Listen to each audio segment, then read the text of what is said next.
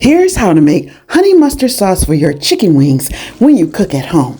Start by melting a half cup of butter, 1/3 cup yellow mustard, add 1/3 cup spicy mustard, 1/3 cup brown sugar, 1 teaspoon hot sauce, 1 tablespoon balsamic vinegar, 1/3 cup honey.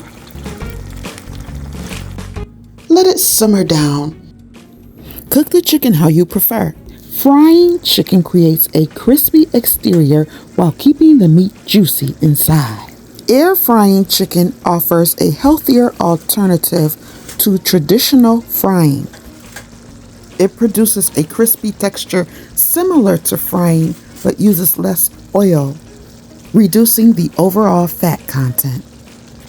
Baking chicken is a low-fat cooking method that allows for even cooking throughout the meat. Smother it in the sauce and it's so good. If you found value in this content, don't forget to comment, like, and subscribe. Ring the notification bell so that you're notified when I upload another video. Enjoy those chicken wings!